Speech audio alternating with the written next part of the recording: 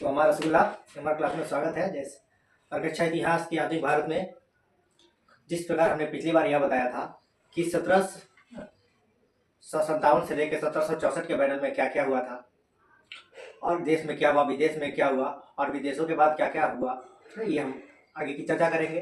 हालांकि हमारे रसगुल्ला बिस्किट से दूर रहे कि नहीं, आप लोग रहे हैं तो बहुत अच्छी बात है।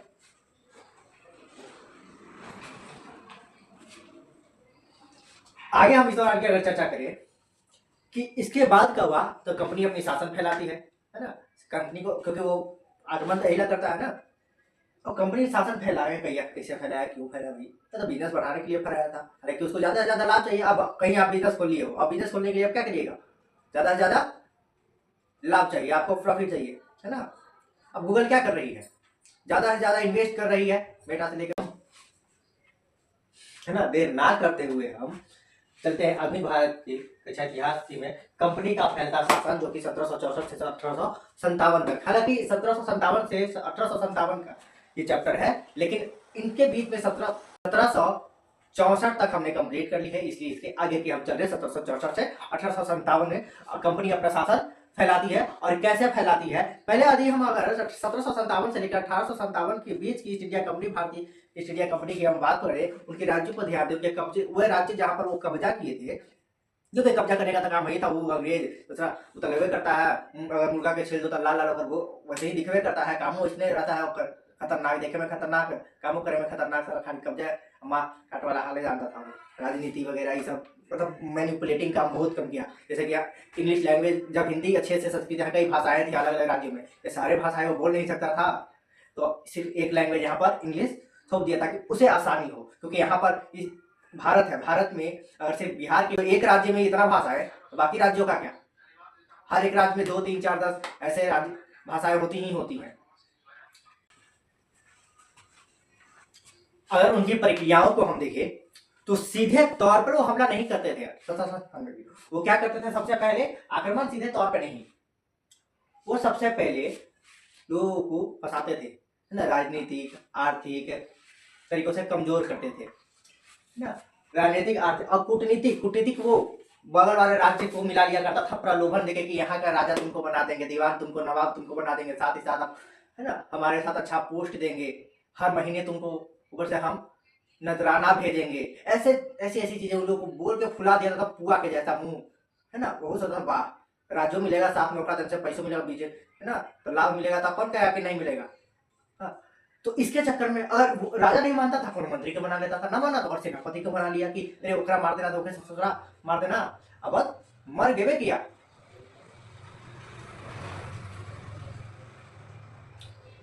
तो ससुरी वो राज्य तुम्हारा।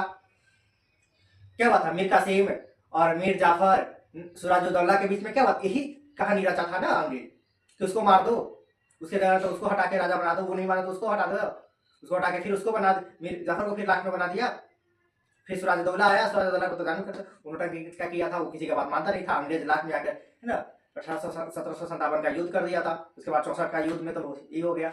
और जैसे ही 64 का युद्ध खत्म होता है, वहां तक तो वो आक्रमण सीधा नहीं करता था, वो किसे क्या करता था कि किसी की मदद से वो नवाब बना दिया, राज करता था कि हमारी बात मानो कंपनी का, हम जो कहेंगे वैसा। लेकिन जैसे ही कोई उस पर बैठता था ना, उस गद्दी पे नवाब, नया नवाब, वो अपना हिसाब से राज चलाना शुरू कर देता था, फिर अंग्रेज पछताते रह जाता था।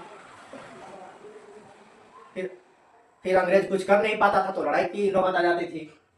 वैसे ही कूटनीति तरीकों का प्रयोग करके आप ना पड़ोसी राज्यों को मिला लिया करता था, प्रलोभन देकर के, और जैसे ही होता था। और इसके बाद हो जाता है 1764 के बाद जब बक्सर का बैटल होता है, तो हाथ जीतने के पश्चात अंग्रेज क्या करता है, वहां पर एक रेजिडेंट तैयार ना तैनात कर देता है अपना। अब रेजिडेंट कौन है ना, नवाब के वो देखने के लिए कि वो सही काम कर रहा है नहीं कर रहा, ओकर बात तू मानेगा। और ओकर बाद हुआ ना कि चलो नहीं मानता था कि उसको हटा के फिर दीवानी, अब पूरे बंगाल बिहार उड़ीसा की, चूंकि उस वक्त सब एक में थी तो एक बड़ी राज्य थी, क्योंकि बड़ी राज्य होने के कारण वहां के दीवानी, यहाँ की दीवानी वो खुद ले बैठा और यहाँ का खुद नवाब बन बैठा कंपनी, है ना। कंपनी वाले की अब कोई नहीं बनेगा, सब हमार, है ना, सर्वस्व हमारा सर।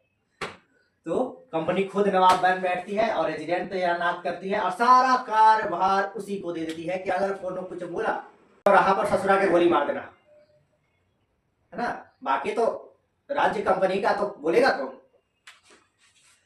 और जैसे ही कोई राज्य हार जाता उस पर सहायक संधि थोप देते। अब सहायक संधि का है, सहायक संधि की वो जैसे हाथा बताता कि हम तुमको सिक्योरिटी देंगे और तुम हमको सिक्योरिटी मनी देना, मतलब हम तुम्हारे राज्य की सुरक्षा करेंगे, तुम हमारा उसका बदले में पैसा देना। तुम अपना सेना नहीं रख सकता है, सेना हम देंगे, सेना के रखवाल देख के खर्चा तुम उठाएगा, है ना, ओकर खर्चा हम नहीं उठाएंगे। जो भी बिजनेस होगा व्यापार, व्यापार के टैक्स हम रखेंगे। व्यापारी वो है, अब देखो अब टैक्स वो मांगेगा, अंग्रेज कंपनी मांगेगी, ठीक है, लाभ उसी को चाहिए। तो नवाब ससुरा ने समझ में आ रहा है वो है कहला टैक्स तोड़ा देगा, राज्य करे सेना तोड़ रहेगा और सेना के रखेंगे खर्चा राज्य देगा, राजस्व राजस्व राज्य को चाहिए तो वो तुम लेगा। अगर प्रजा से कोई कर वसूलना है तो वो कर आएगा, तो उसमें तुमको कर में से कम 1/6 पार्ट तुमको चाहिए। 1/6 पार्ट तो तुम राजा को ही मिलता है, राज्य को मिलता है, उसमें से भी हाफ तुमको आधा चाहिए। तो ससुरा हम है कहला बैठल खाली, या तो मार के हटा दो, राज्य पूरा ले लो। ये खरे खरे बेइज्जती दिखाने के लिए कि देख तुम्हारे औकात तो कुछ नहीं है, तुम वहां खाली मुंह टकवा टुक टुकवा है ना, हम जो कह रहे हैं वो करो, अगर चमचा है तो तू करे वो ऐसे ही ना बना। कई ऐसे राजपूत राजा बनारस के पड़ोसी राज्य ऐसे ही बना, एकदम चमचा बना कि हमको ये राज्य सौंप देगा, बाद में कहता था कि सौंप देंगे तो आओ पहले एकरा मार के ओकरा राजा, और बाद काम खत्म। अंग्रेज कभी अपने बात पे रहा ही नहीं, वो हमेशा बात से पलट जाता था। यही बात से भी समझ में नहीं आया भारतीयों को कि ससुरा हमनी के साथ गेम खेल रहा है मिल।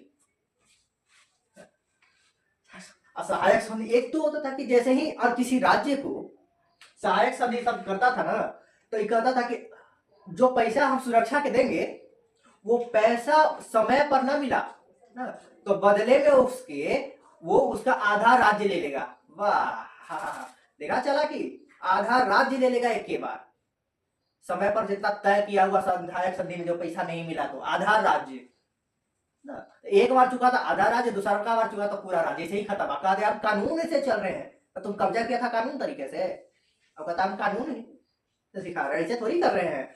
बारे कानून लूट के या कानून लुटेरा कानून बना के कह रहा है कि हम कानून बता रहे हैं, कानून के तरीके से चल रहा है। तो लूट रहा था तब भी कानून कहाँ था, तब कानून नहीं था ना सब सामने, तब लूटने आया, लूटा कब्जा कर लिया जबरदस्ती, तब कानून के हिसाब से नहीं चला। अब वो कानून सिखा रहे हैं हमें। सहायक संधि ना एकदम मजबूर कर दिया जाता था, या किसी राज्य के पास उसका उत्तराधिकारी नहीं है तो वो गोद लेकर उत्तराधिकारी नहीं रख सकता। यही काम झांसी की रानी के साथ हुआ, क्योंकि गंगाधर तिलक जो थे उनके पति, क्योंकि उनकी मृत्यु के पश्चात रानी लक्ष्मीबाई का कोई संतान नहीं था, उन्होंने एक संतान को गोद लिया जिसे कंपनी राजा मानने से इनकार कर दी, क्योंकि नहीं अगला उत्तराधिकारी हम इसको नहीं मानेंगे। अब इस राज्य का अगर कोई उत्तराधिकारी नहीं है तो वो राज्य कंपनी की हो जाएगी, कोई नया राजा नहीं होगा आपके मुताबिक। वाह, कंपनी ऐसा करती थी। अगर इसका एग्जाम्पल हम बात करें तो जब रिचर्ड उदाहरण स्वरूप लेते हैं अगर, तो 1798 से लेकर के 1798 टू 1805 में गवर्नर जनरल है ना, रिचर्ड गवर्नर जनरल जब भारत आया, जब गवर्नर जनरल बना था, तो उसने भी अपना इलाका इसी संधि पर आधा इलाका हैदराबाद को हड़प लिया था सहायक संधि का हवाला देकर। और अवध भी 1801 में भी सहायक संधि के तौर पर हड़प लिया गया था। अब बताओ ये कैसा कानून है, ससुरी कहता है हम कानून से चल रहे हैं, अरे ससुरी तुमको लटका के मारे वाला काम करता है। और सबसे बड़ा तो वो भारतीय राज्य जो सबके लालच में आ जाता था, बगल वाला राज्य की हालत देखे कुछ सीखवे नहीं करता था। ऐसे तो आज नहीं करो सीखता है, बगल में पड़ोसी में देख लो कुछ हो जाए, नहीं सीखेगा। यहाँ गड्ढा कहीं खुदा रहा है उसको 1.5 घंटा 2 घंटा 3 घंटा देख लेगा खड़ा होकर के, लेकिन बगल में अगर कुछ हो है, उसको मदद की जरूरत है, काला ससुरी चल जाए, है ना। विस्कन्या अगर गुजर रही हो तब तो पूरा, या विस्कन्याओं का डांस हो रहा हो तो वाह, पूरा मोहल्ला इकट्ठा हो जाए, बॉलीवुड की विस्कन्या कहीं आ जाए, या फिर भोजपुरी ऑर्केस्ट्रा आ जाए, जितने भी वहीं से विस्कन्या है आ जाए, देखो दिन दिन भर लगे रहेंगे। लेकिन यहाँ अगर कोई पड़ोसी को कुछ हो जाए, या उसको मदद हो, 2 घंटा कोई काम लगी, चाहे वो छल्ला एड़ी पकड़ के कुछ अच्छी हो जाए, लेकिन ना जाएगा ससुरा, है ना। कहेगा हम कलवा छीन लेंगे लेकिन हम नहीं जाएंगे। तो आज का क्लास फिलहाल इतना ही, और नेक्स्ट में मिलेंगे बहुत ही जल्द। बहुत ही छोटी क्लास शूट किया हूँ मैं, तो इसको अच्छे से प्यार दे, ज़्यादा से ज़्यादा शेयर करें, देखें, सब्सक्राइब करें, ताकि मैं लॉन्ग वीडियोस ला सकूँ, कम से कम हाफ आवर और है ना 1 आवर का, क्योंकि अभी 10 से 12 और 13 to 15 मिनट का ही लेके आ रहा हूँ। तो आई होप आप जितना ज़्यादा शेयर करेंगे, व्यूवर्स मेरे बढ़ेंगे, सब्सक्राइबर बढ़ेंगे। मैं भी ट्राई करूँगा, उतनी ज़्यादा मेहनत करूँगा कि मुझे भी अच्छा लगेगा मेहनत करने में, कि हाँ क्योंकि मेरे व्यूवर्स बढ़ रहे हैं, तो ज़्यादा से ज़्यादा लंबी लेक्चर्स और लैंग्वेजेस में भाई विद इंटरटेनमेंट्स आपके साथ लेके आऊँगा। मैं एम एस राठौर, धन्यवाद एक बार क्लास में देखने के लिए। लगे रहिए।